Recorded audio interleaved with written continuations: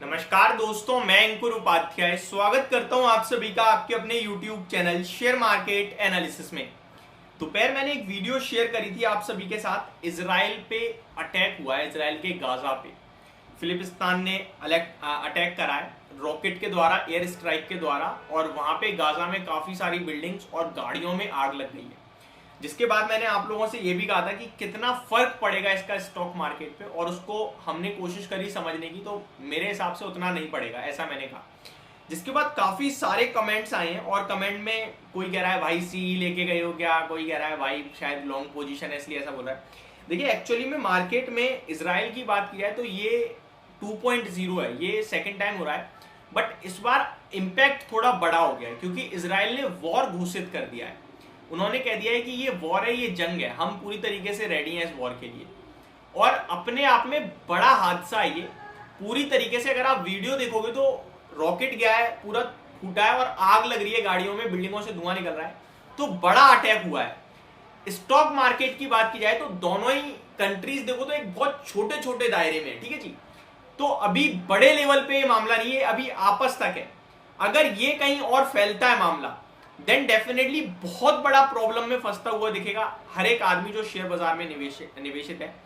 अभी तक उतना बड़ा प्रॉब्लम, उतनी बड़ी प्रॉब्लम, उस लेवल की प्रॉब्लम नहीं गई है किसी स्टॉक, किसी कंपनी, वो तो है ही नहीं पूरी। देखिए जब कोई वॉर जैसी सिचुएशन डेवलप होती है तो शेयर बाजार गिरता क्यों, कभी आपने ये सोचा है? शेयर बाजार इसलिए गिरता है क्योंकि इकोनॉमी डगमगा जाती है। हमारे सबसे ज्यादा खर्चा कहां करती है एक कंट्री? कोई भी कंट्री सबसे ज्यादा खर्चा करती है अपनी मिलिट्री पे, अपने आर्म्स फोर्सेस पे, जो बारूद, बम, रॉकेट, मिसाइल, इन सब पे।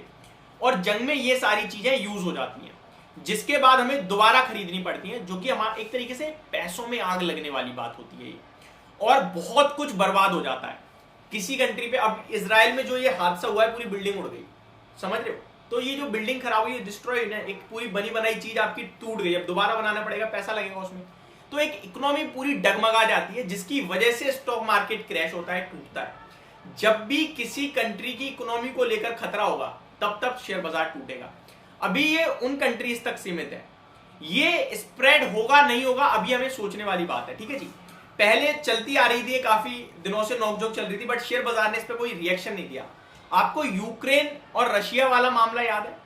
एक नाम बड़ा था रशिया, तो वहां पे स्टॉक मार्केट ने दिखाया अपना जलवा, नीचे जाके दिखाया, क्योंकि वहां पे अमेरिका जुड़ रहा है, अलग अलग लोगों से बात चल रही है, तो बहुत कुछ था, नाटो वगैरह, तो वहां शेयर बाजार ने रिएक्शन दिया। बट यहां दोनों छोटे छोटे एक जगह, और एक गाजा पे अटैक हो गया।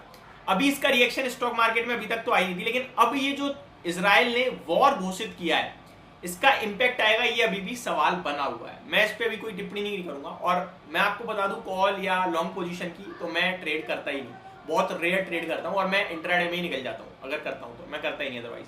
अब यहाँ पे आ जाते हैं वापस से शेयर बाजार पे। अगर शेयर बाजार की बात की जाए तो इंपैक्ट मेरे को लगता है मार्केट के लिए इस समय ज्यादा जो मेन ट्रिगर होगा, वो ट्रिगर्स बता देता हूं मैं मंडे के। सबसे पहला अमेरिका का जॉब्स डाटा, जो कि खराब था, लेकिन अमेरिका का बाजार ऊपर भाग गया। तो ट्रिगर कुछ भी हो, जब शेयर बाजार ऊपर गया तो फिर पॉजिटिव ही माना जाएगा। गिफ्ट निफ्टी भी 100 पॉइंट ऊपर भागा है ना, तो पहला ट्रिगर ये है, लेकिन ये पॉजिटिव माना जाएगा। दूसरा ट्रिगर आपके लिए, ये इजराइल ने वॉर घोषित कर दिया, ये होगा। अब इस पे शेयर बाजार रिएक्शन देता है या इस पे देता है, देखने वाली बात है। और दूसरी सबसे बड़ी बात है कि आपको 100 पॉइंट्स का कंफर्ट मिल रहा है। डाउ जोन्स ऐसा तो लग नहीं रहा कि मंडे डाउ फ्यूचर्स आपके लिए 500 पॉइंट नीचे दिख रहा है। अरे भैया, इजराइल जैसी कंट्री पे अमेरिका क्यों रिएक्शन देगा, वो भी इतना बड़ा? जब इतना बड़ा रिएक्शन नहीं आएगा तो फिर अमेरिका का बाजार 300 पॉइंट भागा है, तो भारतीय बाजार क्यों नहीं चलेंगे? हमारी इकोनॉमी तो बहुत स्ट्रांग है, हमें तो कोई दिक्कत ही नहीं है। तो मेरे को लगता है एक दिन के हिसाब से मंडे के लिए पर्टिकुलरली मैं प्लान करके जाऊं ओपनिंग, तो मेरे को नहीं लगता कि कुछ ऐसा होने वाला है कि 200 पॉइंट गैप डाउन हो रहा है मार्केट। ये किसी बड़ी कंट्री की कहानी होती ना तो 200-300 पॉइंट गैप डाउन हो जाता भारतीय बाजार, लेकिन मेरे को लग नहीं रहा ऐसा होगा, क्योंकि हमारे पास एक तो 300 पॉइंट्स का कंफर्ट पड़ा है, ठीक है जी। उसके बाद आप देखो तो अमेरिका का बाजार पॉजिटिव, प्लस अपना गिफ्ट निफ्टी 100 पॉइंट ऊपर, प्लस अपनी इकोनॉमी में आरबीआई की एमपीसी की मीटिंग जो आउटकम आया, जो पॉलिसी आई, उसमें कुछ नेगेटिव नहीं था। तो ये सारी चीजें देखने के बाद मुझे ऐसा लगता है कि मार्केट में नेगेटिविटी नहीं आने वाली है।